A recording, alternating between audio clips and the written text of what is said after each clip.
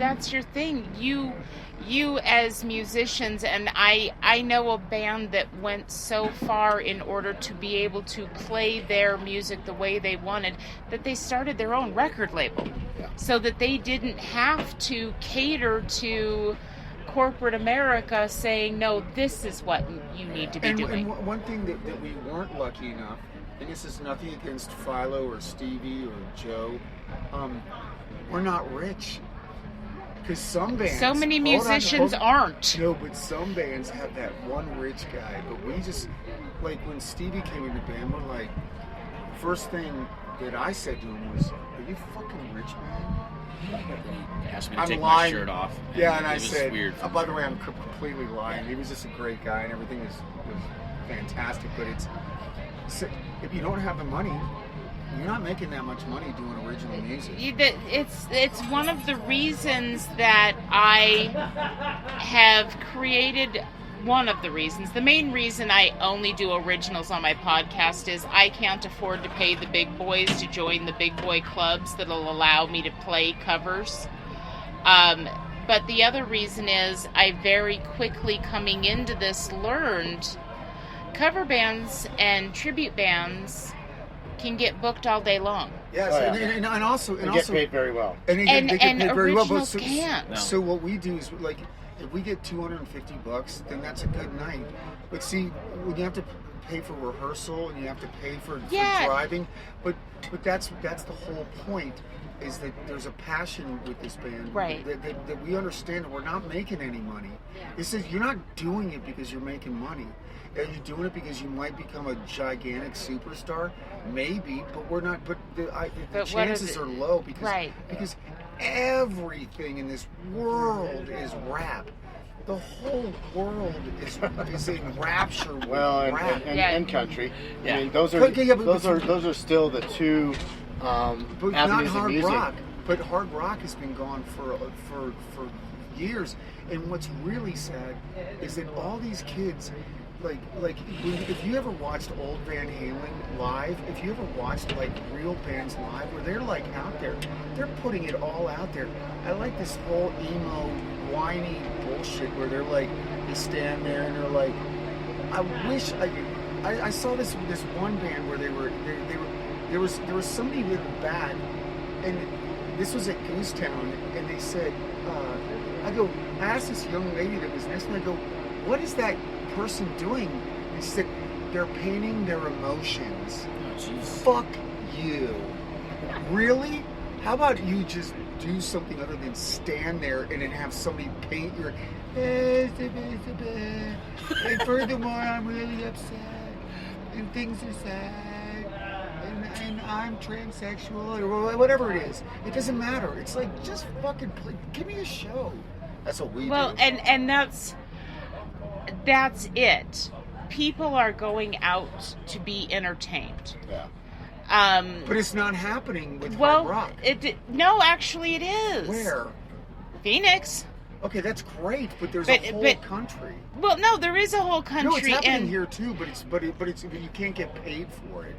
That's the problem. Yes. That is the problem. It's not that it's not happening. Because I've got bands that I have the pleasure of working with that are phenomenal entertainers. Yeah. And they go out of their way to make it a show. So when is everybody else going to get this? That's a really damn good question, because I have one bar that I work with in Phoenix, the Blues. Jen will let me put anything on her stage I want because she's learned to trust me. How's the scene out there? So you can bring a band there, but I mean out here, before COVID anyways, it's like there's so much that takes attention away from people, from actually going out to see live music now, because they can sit at home and do whatever they want, and everything's that much accessible. So what's the difference?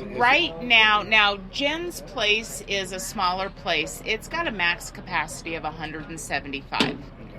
And I am bouncing between, not counting the bands and their guest list, I'm bouncing between 60 and 80 walking in the door. On the average. On the average. How much? How much what?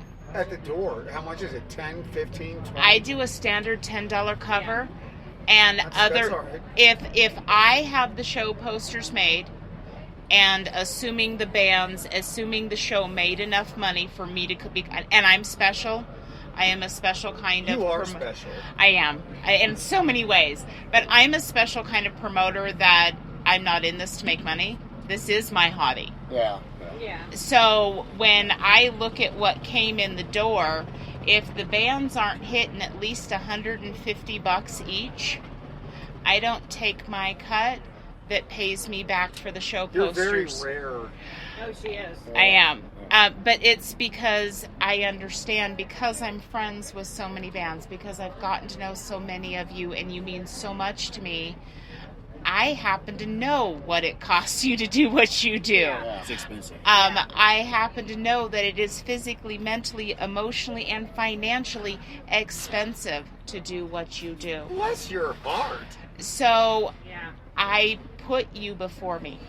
I put my bands that's before very, me. very, very rare. But I also check in with my bar owner, Jen, and I'm like, girl, how did you do tonight?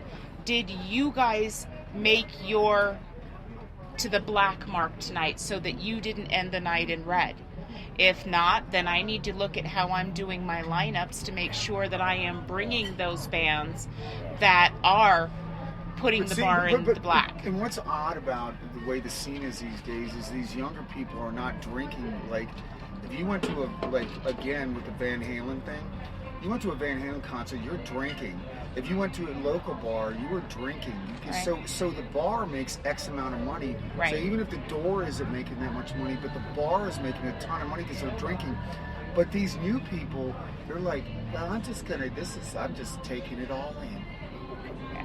Well, and that's water. I'd say that's yes and no, because you have people that are drinking more because of Ubers and Lyfts. Yeah. They Right. don't have to worry Right. about driving That home. helps. That's certainly well, helps. and for me, I've learned a lot of that depends on the bands I'm bringing in the door. It's true. Yeah. Because there are some bands that their followers are drinkers. There are some bands that their followers are not drinkers.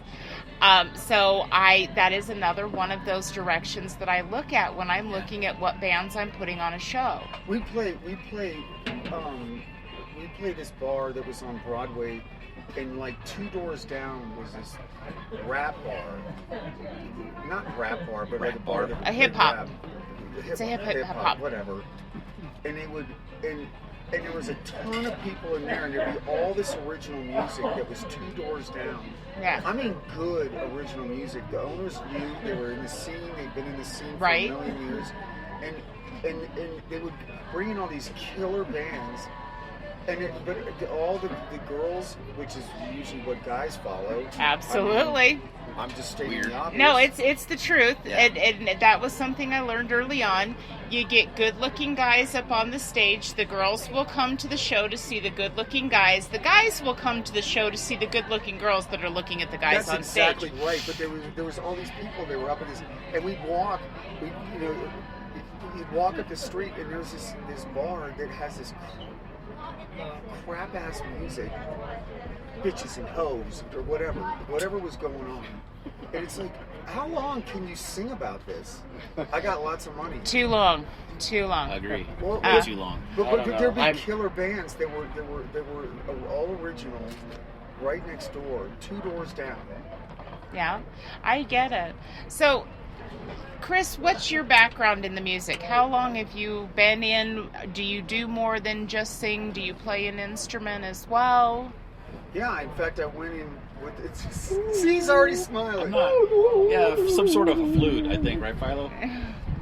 So I'm trying to do drums. This whole thing but I didn't try. I actually went in with Bart, and Stevie came in, and I was like, look, dude, if I'm not doing this well, but I had to do it to a click track, I can play instruments, but I don't like having anything on me. I like to be out front. So how long have you been doing this? Since I was, I don't know, 13. But I've been playing music. I didn't start playing music till I don't know, 20. And it's just, but I've had great people like these guys that help me out, and Philo lent me a guitar, and I've learned some. I do a lot of stuff by myself. It's just fun. Yeah. So you've been how many bands have you been in? I've only been in a couple bands, but it's all original. He was in a very successful band in the early '90s called the Dogs of Pleasure.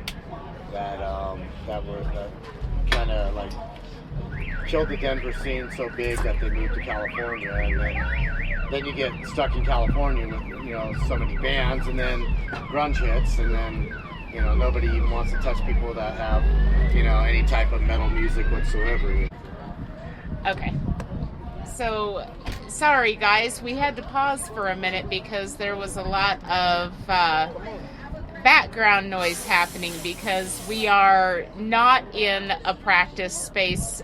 We decided to get together for lunch, which is a unique thing. I've actually never sat down with a band for lunch for an interview, so this is a first. Congratulations. Cool.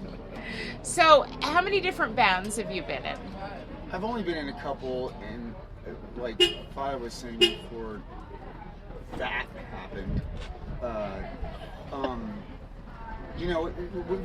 then we moved. Dogs of Pleasure moved out to LA, but that was right when the grunge thing happened, and then grunge destroyed the Sunset Boulevard and Troubadour. We played a bunch of places, but that's in the past. I mean, but I've always been in original bands, and right. It's been 4 bands total since I've been alive. So, what are the bands?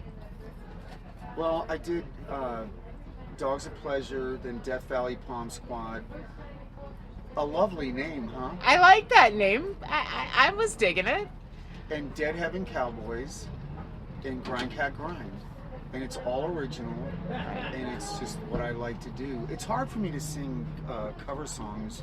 In fact, when Philo had first approached me, I talked about maybe doing some Rat, and maybe singing like a cover song, and then we just ended up doing an original project. Right. Which was much more. We would sit down, just him playing guitar, and just to see if it would mesh, and it did, and that's why you get what you've gotten, and what you're getting. Right. You're gonna get it too, girl. And God, I just want to take that in so many different directions. But, let me do it for you. Yeah. So it's probably a good time for me to cut out since it's 2:05. Thank you so much. I know you are so busy right now. You told me you got like 5 back-to-back shows that you're dealing with. It was 4 this week. This is the 4th of 4. So wow. Busy. How exhausting is that? This guy's busy too. So it's good. It's going to be his turn in a minute. Yeah. So that I'm racked with urine. To finish it up and just basically Grindcat Grind is my true love of what I do because it's all original. Right. Everything else is just it's really good to play all these different genres of music and different types of stuff and really it's for me it's just personal growth. Right. I'm not trying to do anything except just personally grow as a musician. Right. So that's why my 70s band I do is 70s and 80s love songs. For yacht rock music. The Motorhead I get to play bass and sing, which in Grindcat I play guitar and I sing a lot. With backup vocals. We're 4-piece. All 4 of us sing. Doing backup vocals. He's the singer, but we all do backup vocals. And I have like co-lead parts. In a lot of the songs, from what he's laid down in the studio, they become like a co-lead part where we're singing like a duet on pieces, here and there in the songs. But for me, this is my true love because it's us. There's a whole the music that I play in these other bands. It's all tried, tested, and succeeded. And then you're not looking to reinvent the wheel. Like, I'm gonna make Hall & Oates better than they ever were before. You can't make Hall & Oates better. But you know what? Anytime you play a Hall & Oates song, if people like Hall & Oates, they're going to dance and they're going to love it. For us, when we play our song, you may as well be out there naked going, I hope they like our song, and it's how they respond to you.